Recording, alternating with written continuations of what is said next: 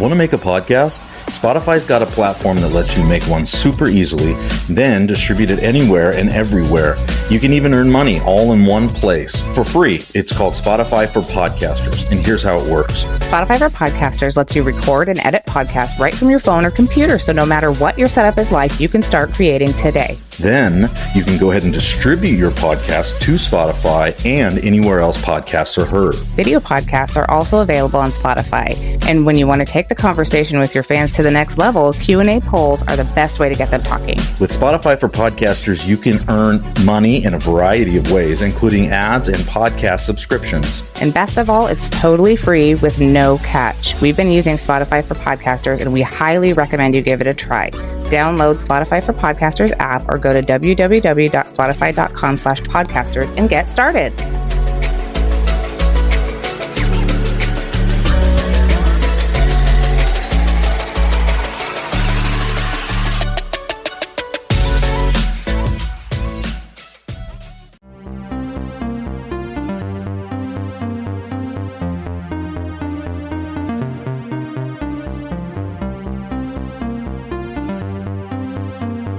All right, everybody. Welcome back to That's So Fringy podcast. I'm Rick, my wife Kristen here, and we've also got Heather Arnold with us today.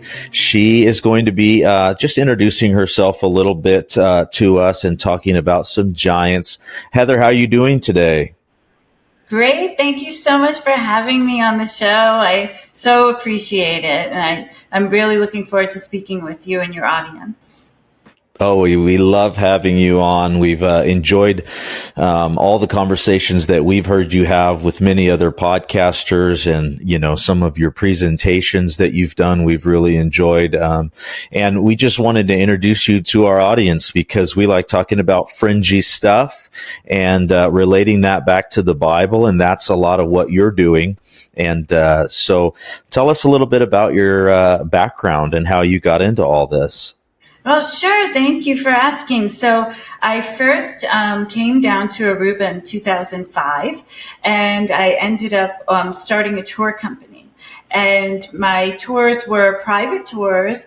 They were Harley Davidson rentals and tours and private Jeep tours. And I wanted to set the tours apart from other tours on the island by making them historically accurate as possible. So I began to realize there was a challenge involved in that. And the challenge was that I couldn't assess the true history of Aruba. It was constantly eluding me. The children in school at that time and to this day are taught that the islands were simply discovered about 500 years ago, 1499, by Amerigo Vespucci. And from that moment forward, there were a series of wars, and ultimately the island was called the Useless Island because it's a very arid desert climate, a true desert island. And all the explorers who had come didn't find any use for it. And that immediately struck me as odd because there is, for number one, something very valuable on this island to this day in the ground, and that's gold. So the island had a tremendous amount and still does of gold. As a matter of fact, I believe it was 3 tons of gold taken by the Dutch when they finally took over the island and began the rigorous gold extraction. So I knew something was odd there.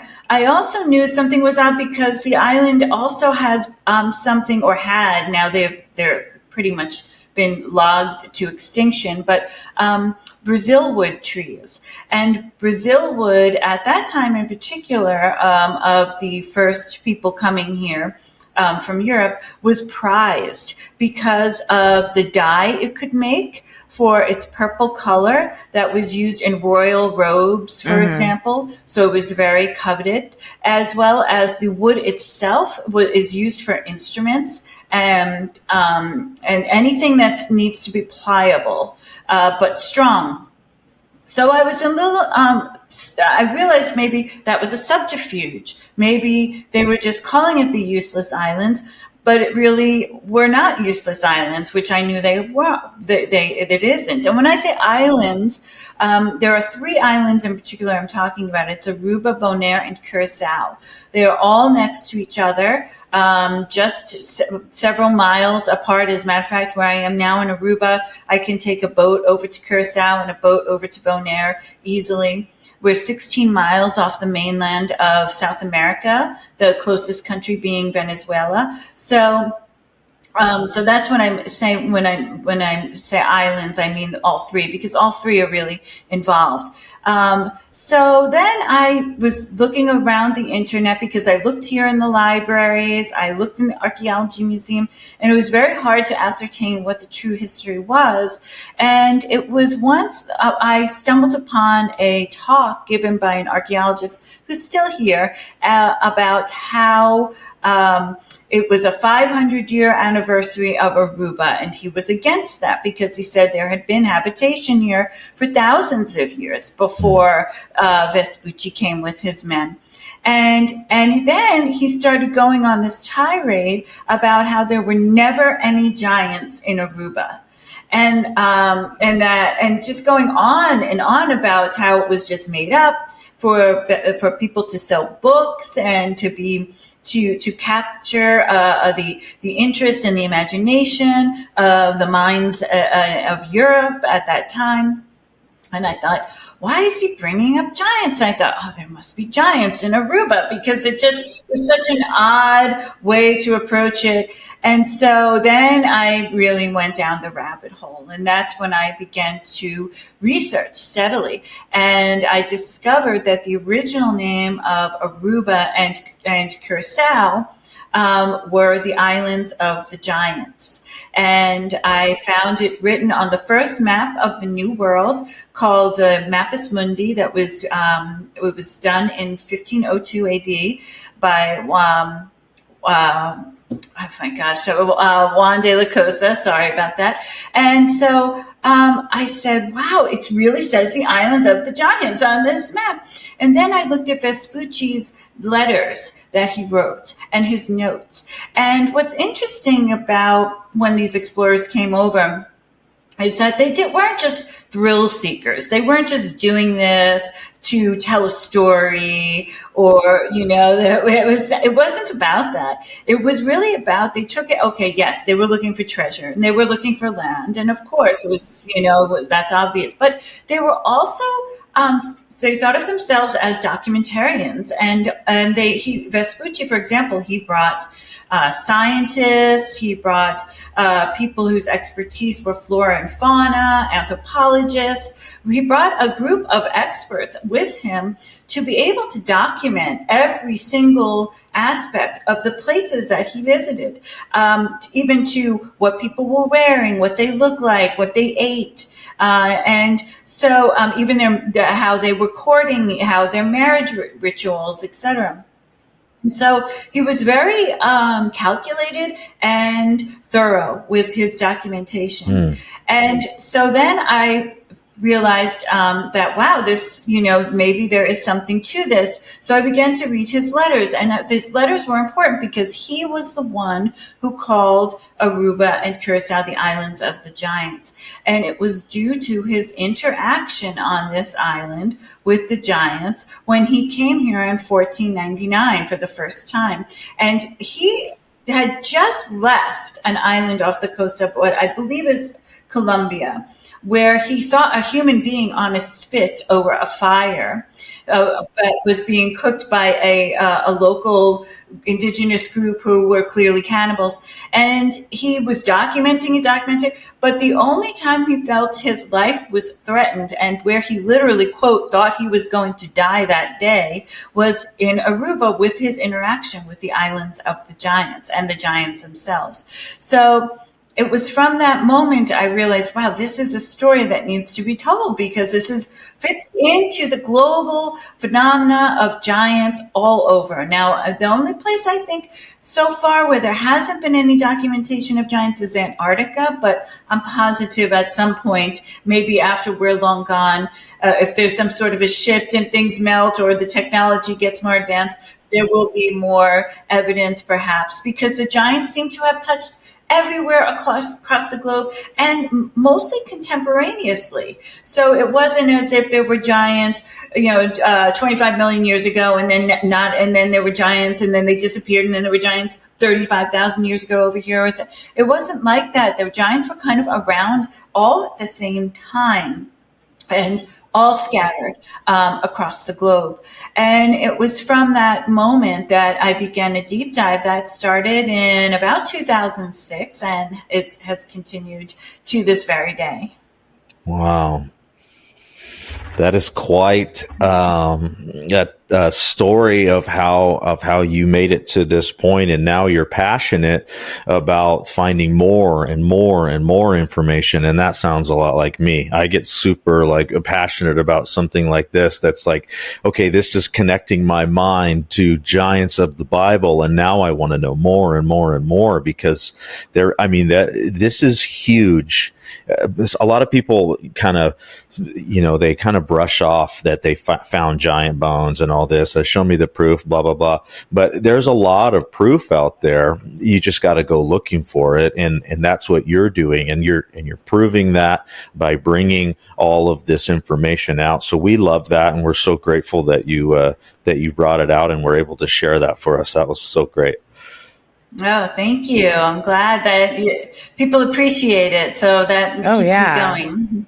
So were the giants that they were finding on the island, does it say anything about how they got there? Were they seafaring? Were they, because at one point those islands were all connected, correct? Yes, right. So the three islands were one. So Aruba, Bonaire, and Curacao were one island. The geological evidence shows this. And through a series of mega tsunamis, starting as far back as 3,500 BC to 500 BC, there were a series of these three mega tsunamis that separated the three islands. So they became three distinct islands. However, there are giant remains that have been found and evidence of the same giants, the same race of giants. They weren't different giants. They were all the same people on all three islands. There is a possibility that at the time that they were living here, the islands were all one. That is research that needs to be done. It's my contention that a lot of the evidence of the giants is under the water. And that's a whole other aspect of archaeology that's just being explored here in Aruba. Particularly if there were mega tsunamis, of course, you're going to have things that were submerged. Vespucci goes into great detail, but he doesn't know where they came from. He can't really communicate with them. And this lack of communication, this difficulty with communicating with one another, his group and their group, was what caused him to ultimately fear for his life, because he followed footprints, huge footprints in the sand on the beach when he landed in Aruba. I believe he came to Aruba with the sole purpose of finding gold or finding treasure, because it was Christopher Columbus before him who had been to the mainland of northern South America, which is probably now Venezuela, and interacted with the indigenous people there, who told him about Aruba and said that there were giants, and could have said that there were treasure, but that we don't know. That's just conjecture on my part. So it was noted in Christopher Columbus's notes to when he returned to go to Aruba. Of course, I'm using the modern name Aruba. And so what happened was Vespucci was very smart, and he ended up marrying into the Medici family, who were financing these trips over to the quote-unquote New World. And so he cooked the books and made it look like Christopher Columbus did it, and then told on Christopher Columbus, and he lost the permit to be able to come over. And so Vespucci then came over. So that's how that kind of works. So he was kind of devilishly smart, shall we say. and definitely motivated. So he had it in his mind to come over to Aruba. So he had some idea of what he was going to encounter, but I don't think he fully understood. And so the people at the mainland of South America, they told Vespucci, these people are very advanced. They worship the sun, and they don't bother with anyone. But if you provoke them, they will fight back. Mm-hmm. So that didn't deter Vespucci, and he came over in a ship with some of his men. And they immediately saw the footprints and began to follow the footprints. And then they came upon a village. And the village, he describes the homes. And then he saw these giant women come out. An older woman, a woman who looked like a mother, and then 2 teenage girls. And they immediately begin to try to start communicating, which of course falls apart. But they did offer them some water, which I believe was a brackish water, which is what it's very hot in Aruba. So the water being brackish would help with dehydration. So it was actually highly intelligent of them to think of that. And took them into one of the houses. And the men were so shocked at how big these women were, even the teenage girls, who he surmised to be about 15, 16 years old. And he said, even if they were kneeling, they would be taller than me standing. That was the size of the women. And so so then he describes that he was planning then to steal the 2 girls and bring them back on the ship to bring them back to Europe. And this was a common thing going on. It happened in Bonaire. The explorers trying to take actual people as kind of souvenirs and bring them back to Europe. And that's kind of what he was planning, except his plan was thwarted when 36 men came back from what he surmised to be some sort of a hunting trip. And he saw their weapons were massive. He didn't even understand the weaponry that the men had. He thought he couldn't even lift up the weaponry that they had. And he immediately aborted mission about stealing the girls. And then they were trying to communicate, and things quickly fell apart, and they began to retreat to their ship. And the giants were following right behind them every step of the way until they got on the ship, and the giants went into the water and was still following the men, and then started shooting arrows at them. And Vespucci got scared, and he ordered the men to fire off a cannonball, not to hurt them, but to scare them, which of course it did. And he was happy that they retreated. And then he ends this entry about his experience with the giants with, I thought I was going to die that day, and I named this island the Islands of the Giants due to the tall stature of the people living there. And so that's about the most description we get. So because of the lack of communication, he doesn't try to conjecture with regard to how they got here, where they came from, who they were related to, nothing of that sort. I think he was just happy to be alive. Yeah, no kidding. At the end of that. Yeah. Does he make any reference to how their communication was? Like, were they, using just syllables, or does he talk about that at all? I wonder how they sounded. Yeah, I know. It's interesting here in Aruba, a lot of the original names of places still remain. And after the giants, there were mainland indigenous people who were average statured people who came onto the island. They were much later period. And they were completely genetically connected to the mainland tribal indigenous people of Venezuela, maybe even Colombia. So it's unclear if it was the giants who named these places or the later period people who inhabited the island. I kind of think maybe it was both. So from that, you can kind of get a glimpse of what the language might have been, but not really. For example, we have a Cotahueta, we have a name. We have Quadiri Kiri. It's a lot of names like this. you don't really know. We kind of know what some things mean. Kibra hacha, we know we know that kibra means to break and all these stuff like that. So I don't know beyond that if he understood. I know for sure he didn't understand, but I know they were using words. And so we don't really know much more about the language, except that it was not in any way picked up by Vespucci and understood at all. So are there certain areas of the islands where they have found, like, are there burial sites or mounds or caves, or like where have they found the evidence of these people nowadays? Is there anything left? Yeah, so right where I'm sitting across from me are 3 caves, and in those caves were burials that were found. And they were found inside the cave. So one thing I've learned, even now it was a theory and now it's totally cemented, is that the giants were a small population, but yet they were in charge. So they really were the elite status individuals on the island. They buried their most valuable assets in very hard to access remote caves.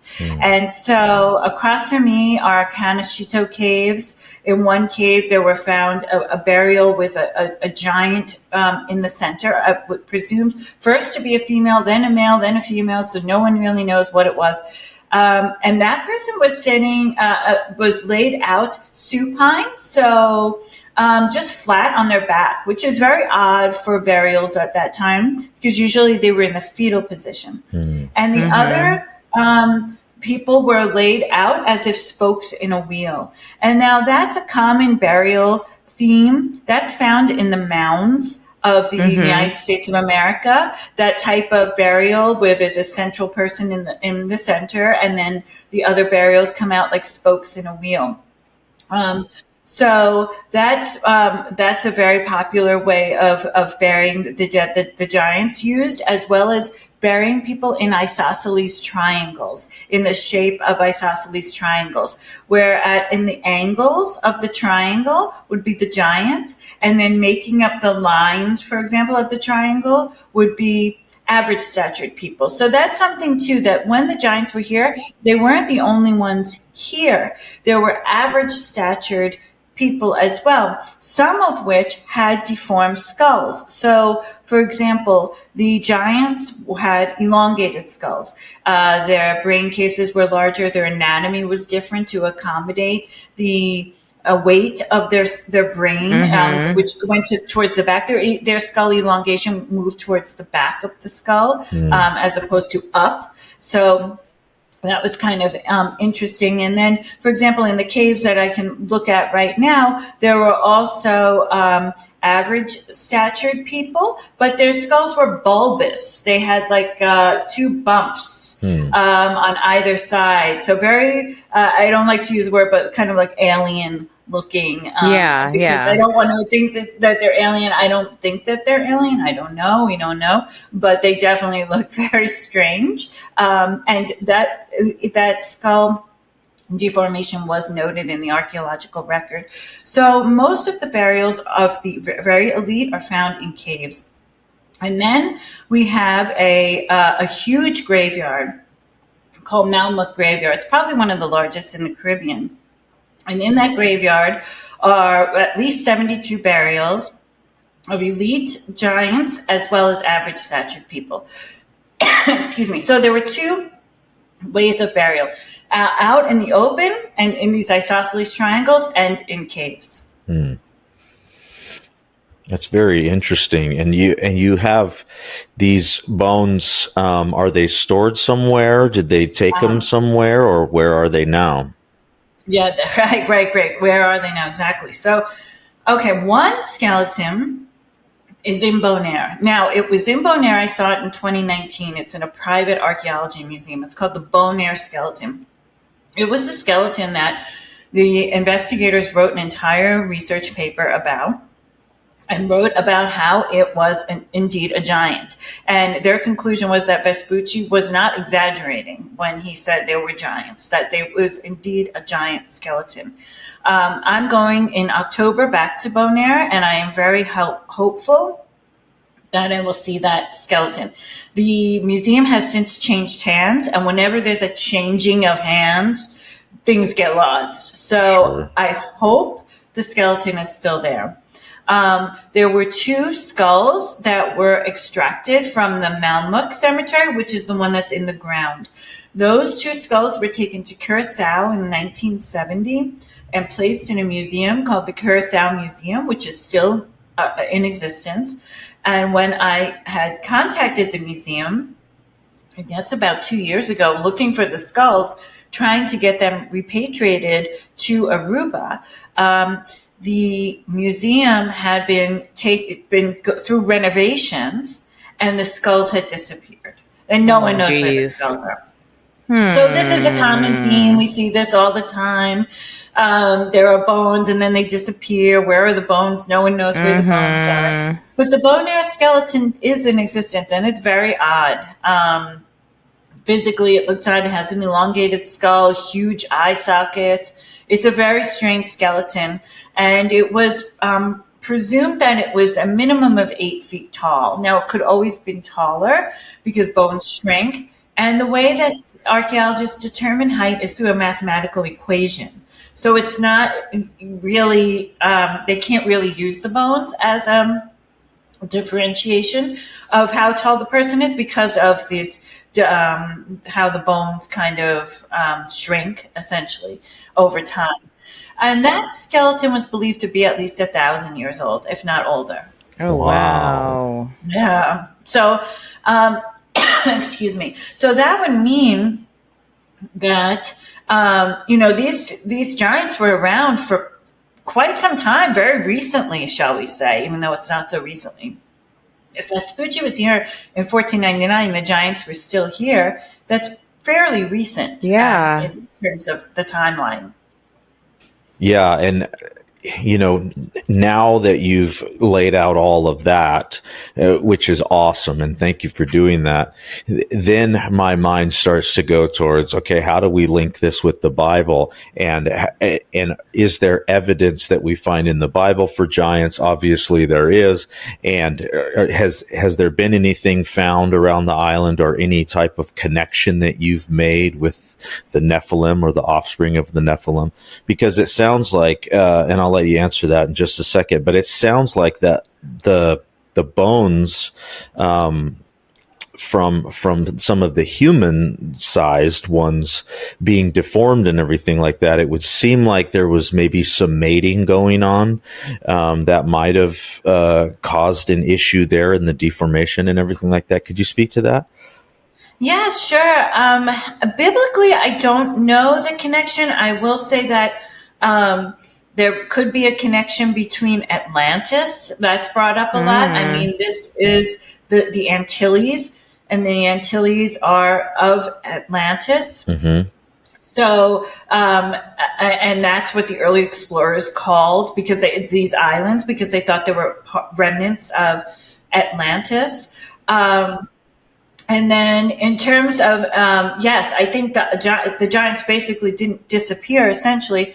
I think they just bred themselves out by running out of giants to breed with, whether it be from disease or death or, of any, just death in general.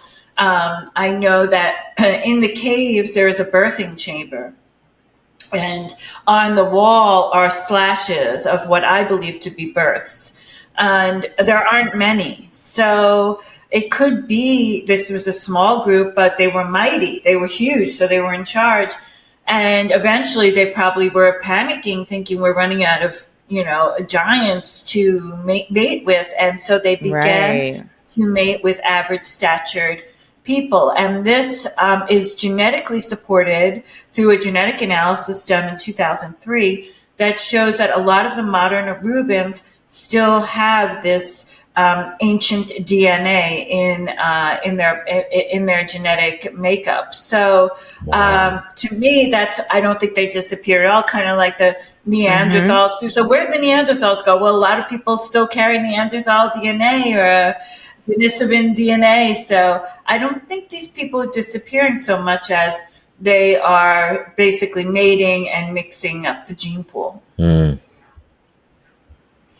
Yeah, I think there's a lot of evidence for that in the Bible. But there's... Yes, right. Exactly. Well, there's parts in the Bible where they said, like, God specifically says, do not take these women as wives. Right. And then they did it anyway. So it's like, he was trying to mitigate that DNA corruption, but us being humans, we just did what we wanted to. So right, of course, yes, of course, yeah.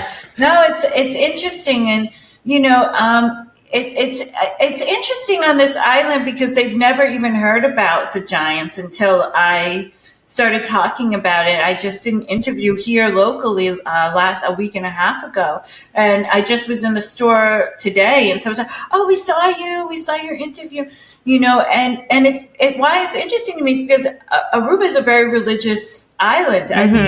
I mean, it's pretty much it doesn't have a national religion, but almost 100% are Catholic, and so. It's interesting that it's not kind of touched upon more, but I'm hopeful that it will be because I think the Old Testament is really also a history book. Mm-hmm. And it really tells the story of what went on, and we're finding a lot of archaeological evidence to support what was being said, particularly in the Old Testament. And so I just think that it's just too far-fetched. Why would anyone just start talking about giants out of nowhere? It just doesn't make sense. Where would you even come up with something like that? It's not. I don't think they're running a scam. Right. Well, and just the thought of like, so if I'm kneeling down and I'm about the height of my 6-year-old, and granted he's tall, but I'm about the height of my 6-year-old, so then I stand up. I mean, that's a huge difference. That's not just like me standing next to Shaquille O'Neal. Like that's more than that. I mean, that would be outrageous anyways, it would be like 5'2" against. Well, you've seen those pictures of Kevin Hart and Shaq standing next to each other. That's probably the closest thing you could find to a giant nowadays. Yeah, but it's like, I guess I just always thought like Goliath on the David and Goliath story, like he was just a big guy, or like, I'm Norwegian, so we come from the Vikings, and like they were just big guys, but it makes you wonder, like, was there more to it than, there's so much more than just them being large. Think of the muscles and all the other stuff that goes along with just the skeleton. Like, how massive would these people have been? Like, they would be able to pick up things that we wouldn't, even with, modern machinery, wouldn't be able to pick up. Right. I mean, here on the island, there are megaliths. There are balanced stones, massive multi-ton balanced stones all over the island. And they're all kind of connecting to one another. The trajectory of the lines that the balanced stones make follow the trajectory of lines of the petroglyphs that also align with each other, going in diagonal lines from northwest to southeast, which was also a common burial position as well. So there is definitely a purpose to these balanced stones. Right. So I think these people were massive. I don't think they were like NBA players. Their bones were bigger. And so they clearly had more weight on them. They were able to support more weight, more muscle. They had bigger brains. So I don't think they were gangly NBA players. I think they were massive people, as very wide and tall. And that also adds to this whole concept of the giants. And I think that there were giants who were even taller. I mean, there are reports of giants who were in China much taller. And we're always questioning, are those measurements correct or are they exaggerated? We don't really know. But there are lots of reports saying that some of the giants were even bigger than that. Did they eventually get smaller and smaller and smaller? I don't know. I mean, it very possibly could be, but these were very, very big people. And I think they had tremendous amounts of strength. I think a lot of the megalithic sites, maybe they were using advanced high tech, or maybe they were actually just a bunch of these giants got together and started moving stones around. There is actually a place right here in Aruba called Io Rock Formation. In the tour guides, it's described as it looks like it's a giant's playground. It looks like giants just start throwing rocks at one another. And so that's kind of a weird thing to allude to here. And it always made me wonder, and I always kept that guidebook as some sort of, just something interesting, because it's so interesting. Why would they mention giants all of a sudden? And so I think they were just massive people, and also involved in megalith making. Yeah. Is there any connection with like some of the megaliths or that kind of stuff that has to do with, the celestial part? Because I know there was a lot of stuff where, the solstices line up and all kinds. Is there any of that you can see there? Yes, there. I just discovered two amazing places at the winter solstice at Io Rock Formation. One is a massive stone on top of two other stones, which is kind of your traditional dolmen. And as the winter solstice sun is rising, it shoots right through the center underneath within that dolmen, right underneath the massive stone, and in between the two stones holding it.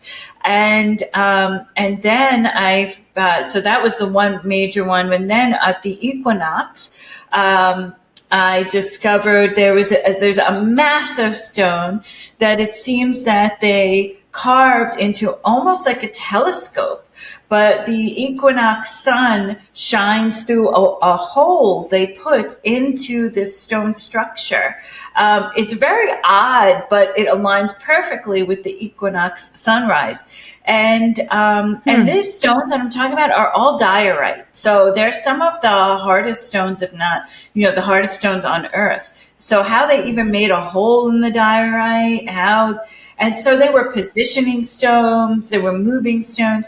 A lot of the balanced stones, for example, they point. So they're all kind of have a point, and they point either to another balanced stone, a graveyard, a petroglyph site, a cave system. So they're all deliberately placed. Some people say, well, maybe they were markers, because they were big and tall and high up. And I think there's some validity to that too, even globally.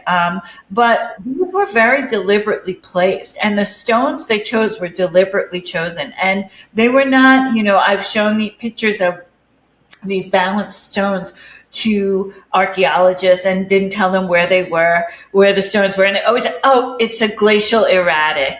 I said, no, there were no glaciers in Aruba. No, you can't use that excuse here. I'm so sorry. You have to use your brain now. Yeah. So it's great to see that, you can't, it's not just a glacial erratic. There were no glaciers here, and these stones are not connected. There was no erosion. We get very little rain here in Aruba. It's not, we're not going to have, we do have earthquakes, but there's not going to be an earthquake that takes a stone and puts it on top of another stone and does that 15 times. It just doesn't make sense. So I think the giants were involved in that process as well here on the island. I mean, that's crazy to think, like, as a tribe of giants, like, they had to entertain themselves even. Like, like, if you're sitting there on an island, like, I stack rocks when I go down to the river and I'm only there for a couple of hours, It's like, just thinking like a giant's playground. That's kind of cool. Right. Yeah, it is. It is actually interesting. I don't know. It's just so fascinating. Like the whole idea of it seems so crazy, but it's not. Like there's clearly evidence, and it makes you also wonder why this stuff is suppressed. Like why people don't get to know about this stuff. Like, do you have any insight on why we don't have more information on it? Yeah, it's so funny. When I first started this, I jumped on the Darwin bandwagon. And the Darwin bandwagon is that the people who study the giants, they say, oh, it's suppressed because for some reason, all these people seem to have a vested interest in Charles Darwin, and his theories are so compelling, and we need to sustain them at all costs. But I finally did, and I was thinking, that's a little odd, but maybe okay. And then I started to read Darwin's work, and Darwin acknowledges giants. He talks about the giants of Patagonia, which, Patagonia's large foot. That's exactly what he was talking about. The size. He said there were massive people. He recognizes giants. He doesn't try to fit them in or into his theory or anything. He just says that they are giant people. They're about double the size of the average human. So it can't be Darwinism. If you actually read Darwin's work, it doesn't make sense. The only conclusion that I can conceivably come up with is that there's a concerted effort to deny that the Old Testament is a historical document as well as a religious document. Because if you validate the giants, then you validate the Old Testament. I mean, not that for believers you don't have to validate it, but for, non-believers or those who are just not part of it, they, who are just thinking, oh, the Bible is just theoretical, philosophical, and all this. So that would entail that there's an evil almost afoot, to me, almost like a spiritual battle. Right. To me, that sounds what it would be like, because when not thank goodness, because I love, the blocking mechanism on social media, but in the beginning I would post something and I mean, people who never followed me, nothing, they would attack me like out of nowhere. I mean, just evil. And they didn't know me. They didn't follow me. I never interacted with them, or I didn't follow them. I thought, where do these people coming from? If you want to be attacked on social media, just put #giants. And there you go. ripped apart and called names. Oh, man. And the DMs will fill up with evil. And I love it. I just thought, wow, what would for me, that means I'm over the target. So, I mean, that's just going to motivate me. But so then you begin to think, why are they so obsessed with being, attacking me? I mean, I'm just one little person. I mean, I don't understand. And then if you put it together and think of it really outside of the box, away from Darwin, and really think there's an agenda to thwart the validity of the Bible, then it kind of makes sense. I don't think the most evil things that have ever been said to me are from people on social media when I just post, even to me, which appears to be a benign thing, but with a #giants. And then I don't know if there are bots that are looking for these hashtags and then coming after me.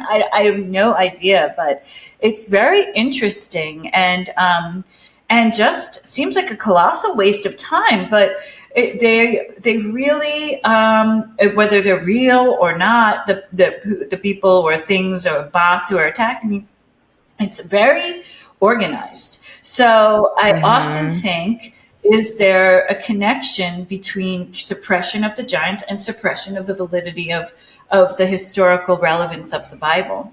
Yeah. Oh, that's crazy. Yeah, and I think you can be silenced a couple ways. I think obviously the controllers of our world are not wanting us to have this information because of the points that you just made. But I think also, to Kristen's point, it's a spiritual battle. And we had a really fringy episode where we were talking about can demons, souls, or what do we call them? Bodiless spirits, can they inhabit technology, and have they figured out how to do that? And it was just kind of a conversation we were having, but it's very interesting when you're dealing with things like this that would reveal the one true God. There seems to be this weird, interesting uprising on the internet surrounding you, and you begin to get swarmed like agents in the Matrix. like you're walking around unplugged. So Right. we definitely believe that there's something going on there, whether it be powers that be or the powers above them that are running them in the technology itself. But we found that to be true in many different cases. It's crazy. Yes, it's scary, actually. You know, Yes. it's like that's actually very scary to think that they could, infest, like, for example, AI, you know. I mean, that's a perfect example of, things going very wrong very fast. And yeah, you'll have to go back and listen to our AI episode. If anybody hasn't listened to that one, there's probably more stuff we could even do on AI now that it's just coming out so quickly. So what are you doing now, Heather? Like, what does your life look like now? Are you still doing the tour company? Like, what's going on with you? So right now I'm in the midst of completing my book. The people of Aruba really want this book. And so that was part of why I came to Aruba, was to continue my research. And I'm so thankful I did, because it really gives me I used to, when I was in New York, I'd be researching like every day, literally every day since 2006, I've been researching. And, I would make a list. Oh, I have to check this out when I go back, and this and this and this and this and this. But now I remember when I first moved back here, I was like making a list. I'm like, wait, no, I live here now. I don't have to make a list. So that's really I can look out my window. Exactly. So that research I've learned so much more in just the almost 1 year that I've been here. And I'm so thankful for the opportunity to be here. So I'm going to continue to write my book. I'm going to start releasing chapters for free on my Substack. And, awesome. Which I eventually probably will go behind a paywall, but for the people of Aruba and Bonaire and Curacao, I'm going to either offer a discounted rate or completely free. I haven't figured out how I can work that out with Substack, but that's for sure. But my book will be launching here in Aruba for sure. And, I'm hopeful that I can start get back on the conference circuit again. It's a little bit more difficult because I'm a little bit remote now, literally. So, but I hope to still do it and still do wonderful shows like yours. And, yes, if anyone wants to come down to Aruba, contact me. And I will show you the giant sites. That would be no problem. awesome. Just contact me on social media. I already have a couple of people coming down this summer that I'll be taking around and showing them the caves and megaliths and some of the balanced stones and things of that nature, and the graves, where the grave sites kind of are. And we also have mounds here. We have several shell mounds that were created by the giants. And, so it's a lot of interesting things. And rather than people looking around, it's very hard. There are no street signs really in Aruba. And although we have Google Maps and stuff, it's not always accurate at very, maybe half the time. So I'd be more than happy to, take people around and show them some of the sites. But yeah, so my real main focus is getting the book completed and published here down here in Aruba. So it'll be exciting. How can people find you? Like, I mean, I found you on Instagram, but you have a website and Facebook and... I don't have my website yet, but that's another project I want to do. And I'm going to try to find someone locally here in Aruba to help with the website. I do have my domain name, so I'm almost there. There you go. But you can find me on social media. I'm very active and responsive on social media, on Facebook, Heather L. Arnold, on Instagram, Heather L. Arnold, on Twitter, Heather L. Arnold, and on Substack, Heather L. Arnold at Substack.com. And I think that's the thing. Oh, and I do have a YouTube channel, but I haven't started uploading yet. But that will be the next step too. And I would like to do some short videos of hikes around here to some of these sites as well. So that would be cool. You got tons of pictures and cool stuff on your Instagram. I love looking at those kind of pictures. Thank you. Yes. Yeah. Most of my stuff is all pictures from hikes. And I just recently went on the summer solstice to an ancient cave site. So where there was an alignment that was incredible. Crazy. So that's all social media. And I try to post different stuff on all three platforms. So it's interesting everywhere. Yeah. Well, it's been so fun meeting you and listening to your stories and hearing about this beautiful place that you call home now. That sounds like a fringy Disneyland to me. I think I might be coming over there here soon. I don't know. A giant playground. I love it. That's what I'm talking about. I screw Disneyland. Who cares? I'm going to Aruba. Yeah, that sounds awesome. Everyone come to Aruba. I'm here. I love it. All right, you guys, that's it for this episode. Again, Heather Arnold, thank you so much for coming on. We appreciate you and all the work that you're doing to expose the lies and painting truth and keeping that held high on a sign saying, everybody, giants, they're real. Get it in your head because it's real stuff. There's lots of evidence, as you just heard. So thank you again. And we can't wait to hopefully do another episode with you soon in the future, maybe on location from Aruba. That would be so fun. Please do it. Yes, come down. I'm here. Let's do it. Okay. Thanks again. We'll see ya. Bye. Bye. Thanks.